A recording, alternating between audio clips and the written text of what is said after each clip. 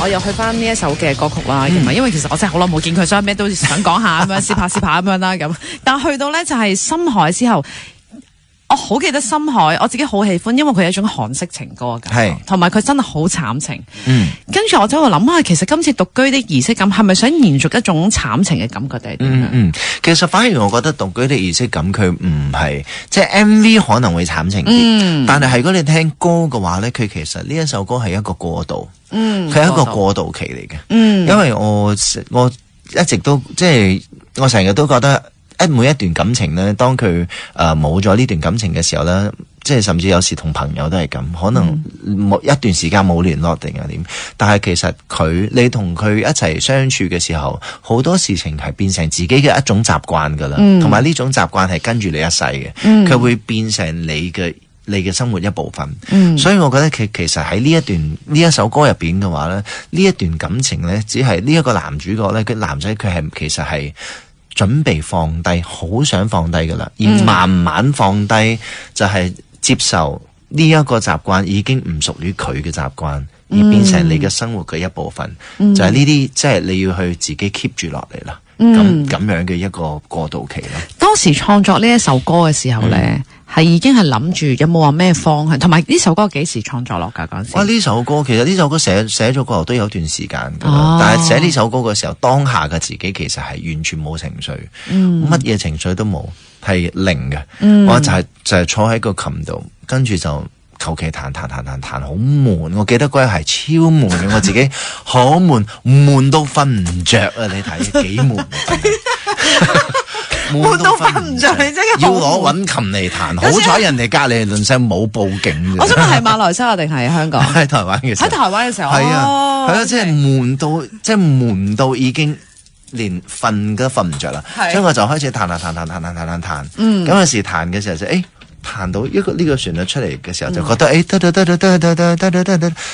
幾容易記。係冇錯。所以我就將佢 mark 低啦，記落嚟啦，跟住就往呢一個方向去寫啦，就將呢首歌嘅旋律寫咗出嚟咯。嗰陣時你係咪自己做埋國語嘅 demo 噶？係啊，做埋國語 demo 噶。嗰陣時嘅詞係咪同而家獨居的儀式感好相似噶？其實國語詞會有少少，佢都係用問題。係啦，即係一樣嘅感覺，就係都係用一個 question 去問翻自己。其實佢睇落去好似問緊對方，但係佢其實嗰個係問緊自己，就係哇，即係其實到最後嘅感覺就係，喂，你點啊？你放低啦，即係嗰種感覺，都係同放低有關嘅。即係個問題就係你係咪放低㗎？放定唔放啊？係啊，就係 question 翻自己。但係你睇嘅時候又係其實係問緊人哋咁。係，我有興趣知嘅反而係想當時係悶到就係發毛嘅張雨晨，你就喺度彈呢個旋律，你覺得佢易記啦，個 chorus 即係其實所有 so far 都好易記㗎啦。咁但係你個情緒係一個純粹悶嘅情緒嚟㗎嘛？喺悶嘅情緒之下，點解會創作咗呢一種就係究竟放低放唔低嘅呢一個嘅故事咧？反而係就係究竟要唔要去瞓咯？悶成咁，即係你點啊？即係你要唔要食早餐啫？你而家係3點幾4點，諗住食早餐，但係又好似未開店，咁想去瞓啦，但係瞓一下又唔係喎，瞓一瞓又肚餓噶啦，你又想食嘢，所以就係你究竟想點咧？想問暗沉沉都喺嗰度。我想問你係咪認真嘅？我好擔心啊！而家唔係，我諗緊係咪 develop 緊呢一個？唔係嘅，其實即係應該係咁講。當下可能係悶啫，但係有時候就係無聊之下，但係你 create 咗一啲嘢出嚟嘅時候，佢就會 spark 起一啲點講喺個腦入邊就會有啲主題出嚟啦。就係呢首歌佢呢兩句啦，佢可以延伸出啲乜嘢嘢咧？咁呢兩句嘢聽落去嘅感覺係乜嘢咧？其實係真係暗沉沉嘅，因為係即係重複又重複，咁即係其實一段感情入邊都係咁噶。有時候就係可能你會不停重複又重複，可能係重複又重複咁去。哎呀，你點解你又咁做啊？都話咗你點咩？你應該要點做啊？即係會不停重複，亦都可以係變成一個問題性，係問翻自己，不停地重複，咁慢慢去 develop 出嚟呢成個旋律。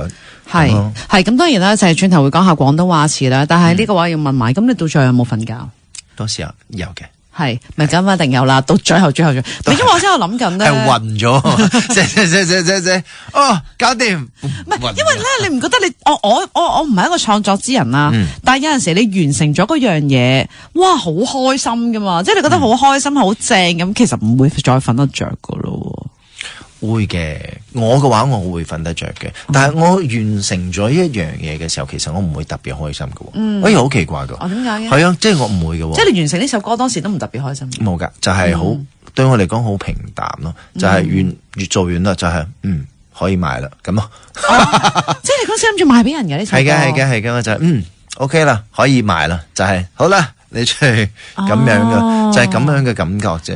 咁但係你真係中間有冇真係攞出去賣，試下賣俾人啊？有嘅，係啊，OK。咁但係到最後可能就未有人咁啱覺得 fit 到自己。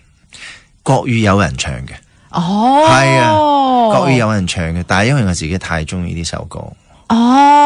即係其實呢首歌本身已經係有人唱咗國語嘅版本㗎啦。係啊。但係而家你就出翻廣東話。幾年前咯。OK，就而家喺台灣市場。係啊。OK，咁但係而家就出翻你個廣東話版本。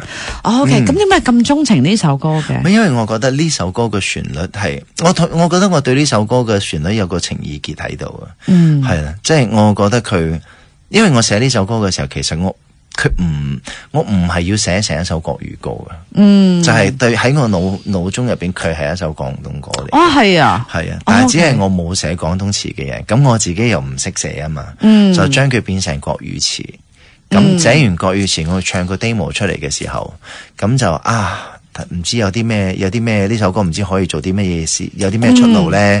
咁就咁啱，我就 send 翻俾幫我寫詞，即係幫我推詞嘅人啦。咁佢咁啱俾另外一個歌手聽中，咁佢就好中意。咁佢就話佢想要唱。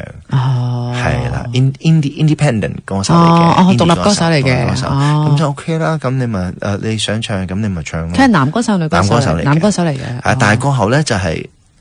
過後我其實公司同我講要出一首歌，我就寫緊，但係寫嘅時候咧就係我好想要去 create 翻呢一首歌嘅感覺，因為我太中意呢一個感覺。但係我覺得係如果你咁樣為咗 create 而 create，點解唔直接攞翻呢？橫掂呢首係我嘅歌嚟噶嘛，我寫噶嘛。好，嗱，你等陣先，我挑戰你啊，轉頭翻嚟繼續。